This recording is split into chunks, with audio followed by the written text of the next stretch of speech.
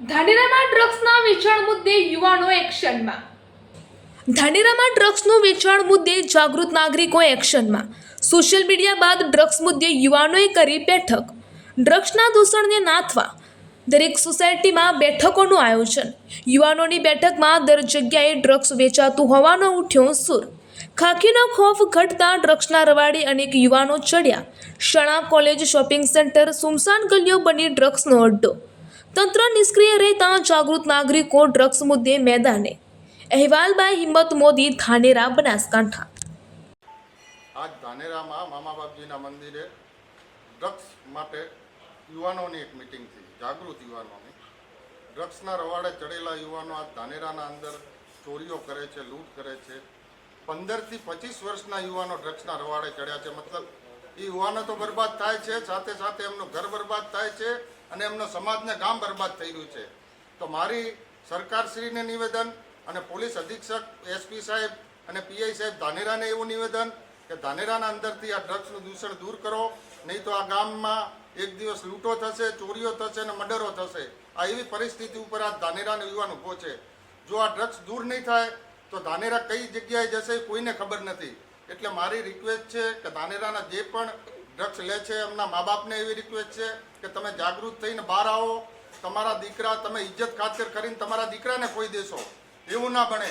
ઇજ્જતથી વધીને સંતાન છે, જો એ સંતાન માટે તમે આગળ નહીં આવો તો તમે મા બાપ શું કામના. એટલે મારી રિક્વેસ્ટ છે દરેક મા બાપને કે આગળ આવો અને આ મુહિમના અંદર ભાગ લો અને આ મુહિમ એવી છેડો કે આ ધાનેરાના અંદરથી દૂષણ દૂર થઈ જાય ડ્રગ્સનું, નહીં તો આ યુવાનનું બરબાદ થઈ જશે. જય હિન્દ, જય ભારત. ધાનેરા તાલુકા અને સમગ્ર બનાસકાંઠા જિલ્લા અને ઉત્તર ગુજરાતની અંદર ડ્રગ્સ, ચરસ, ગાંજો, અફીમનું ભયંકર ચલણ અને વેપાર ચાલુ થઈ ગયો છે. આ વિસ્તારનું યુવાધન બરબાદ થઈ રહ્યું છે.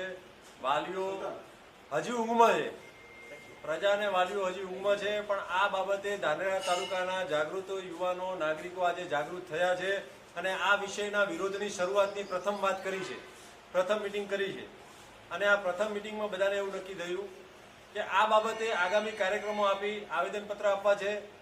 સોસાયટીએ વાલીઓને જાગૃત કરવા છે. શાળાઓમાં જઈને વાલીઓને, શિક્ષકોને, વિદ્યાર્થીઓને જાગૃત કરવા છે.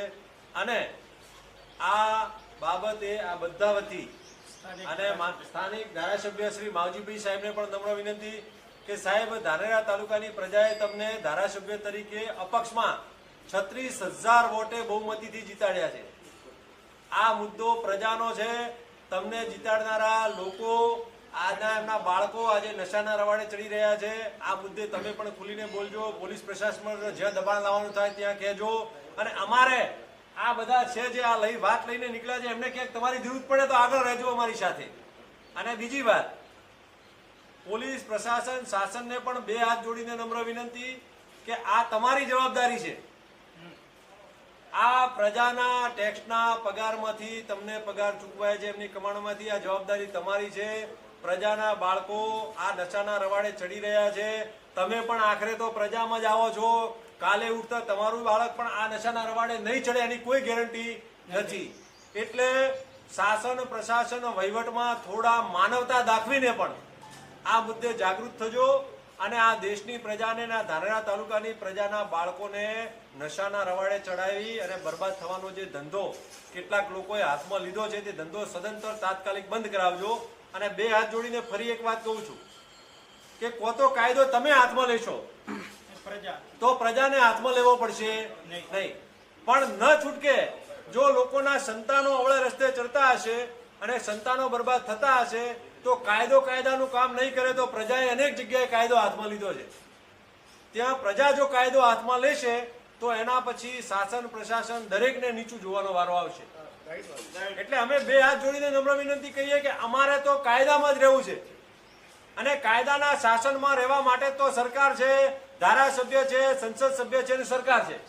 પણ જો કાયદો એનું કામ નહીં કરે તો આ દુનિયાની અંદર ન છૂટકે કંટાળીને પ્રજાએ કાયદા હાથમાં લીધા છે. અમારે ત્યાં સુધી ન પહોંચવું પડે એના માટે સરકારને, શાસન, પ્રશાસન, પોલીસને 2 હાથ જોડીને નમ્ર વિનંતી કરીએ કે ધાનેરા તાલુકાનું યુવાધન, ઉત્તર ગુજરાતનું યુવાધન, વાવ, થરાદ, પાલનપુર આ બધા જ શહેરોમાં ભયંકર દારૂનું ચલણ ચરસ ગાંજો અફીમનું વેચાણ થઈ રહ્યું છે તેને બંધ કરવા માટે સક્રિય થજો. માત્ર પ્રજાના જ નહીં, તમારા સંતાનો પણ ભવિષ્યમાં આ ધંધે ન લાગે એના માટે જાગૃત થઈને પગલાં લેજો.